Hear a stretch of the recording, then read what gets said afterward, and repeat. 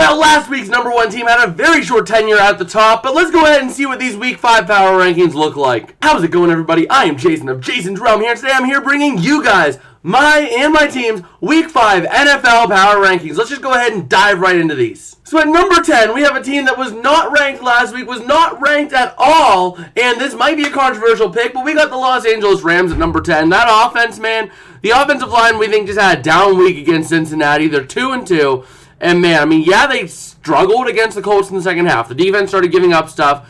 But the offense, whenever Puka Nacua is clicking with Matthew Stafford, this team is legitimately dangerous. When Puka Nacua is clicking and Kyron Williams is getting the run game going, this team is scary. You do not want to face this offense. So at number 9, we have the 3-1 Tampa Bay Buccaneers. Once again, not ranked last week, but this team is starting to get its groove back together. Baker had a huge bounce back week this week against the Saints, and this team is really getting scary, and you do not want to face the Buccaneers right now. They are getting white hot, and Baker Mayfield is starting to look back to his 2018 form. Or actually his 2020 form, not 2018. At number 8, we have the 3-1 Baltimore Ravens, not moving despite their big win last week, mostly because there are still some concerns about this team going forward. Yeah, they had a big win against the Browns, but that was against a Browns team that really didn't have much of a quarterback. So you really can't judge too much off of that. And just with the caliber of teams above them, we really think the Ravens are at a comfortable spot right now. At number 7, we have a free-falling team, the 3-1 Miami Dolphins. This team has had a huge week last week, or 2 weeks ago. But then last week, they came back down to reality. And they lost big time to the Bills. They looked ugly doing so. And that's just a concern here. I was not convinced about Miami before the Broncos game. And then seeing how the Broncos were given so much trouble by the Bears, we're just not as convinced in the Dolphins right now because they had a big win. Yeah, 70 points is nothing to sneeze at. But the Broncos had a lot of trouble giving up 28 points to the Bears the week after. So, I mean, you can't really judge too much off of that. You can judge a little bit, but, I mean, it's just tough to see where they're at right now. At number 6, we have the 3-1 Detroit Lions. Detroit coming back with a big win against Green Bay on Thursday night last week, and this team is looking good. They had one tough game against Seattle. That's it.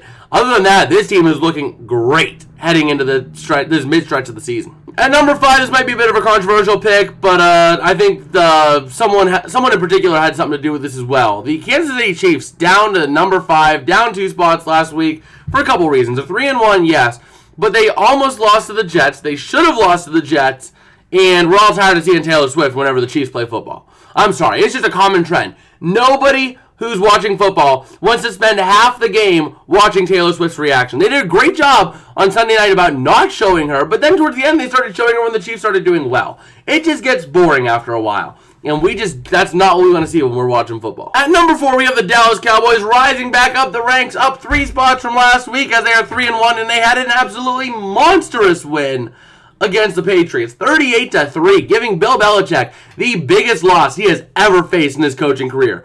That's how bad it was for New England, and Dallas just absolutely steamrolled them. At number 3, we have the Philadelphia Eagles up 2 spots from last week. They are 4-0, and they had themselves another win this last week. This one was a close one over the Commanders, though, so a little shaky on them, but you still can't shake the fact they're 4-0. They're finding ways to win games, but we'll have to see if they can get a legitimate win big time against a good opponent. We haven't seen that yet. Closest we came was Minnesota, but Minnesota is, well, just Vikinging the entire year here. So it's bad for Minnesota. And Philadelphia just not really having a convincing win yet. At number 2, we have the Buffalo Bills up 2 spots from last week after absolutely putting Miami right back in their place. 48-20. That's how bad it was. And that was how good Buffalo was that day. And man, this team is back. Yes, they're losing Tre'Davious White, so they're probably going to start following this list a little bit more after this week. But overall, just a solid team all around. Josh Allen is back. He is looking like himself. And man, this team is just cruising at this point in the season. And that leaves an obvious choice at number 1, the San Francisco 49ers. I mean, who would not expect this? Christian McCaffrey had over 50 points in fantasy. I mean, it was just absolutely lights out for the San Fran team. San Francisco is just way too good right now for what they got. And it just is insane to see what they're doing right now. So overall, San Francisco just going to be a really hard team to stop overall. Well, that's about going to do it for me today. If you guys did like, don't forget to smash like and subscribe, as it does help me out a whole lot. It lets me know that I'm making content that you guys enjoy and want to come back to and watch. And I guess also go, if you haven't already, check out our recap of week 4. If you haven't already, it lets us know how we got to this point. And I guess with that, I will see you guys later. Peace out and have a good one.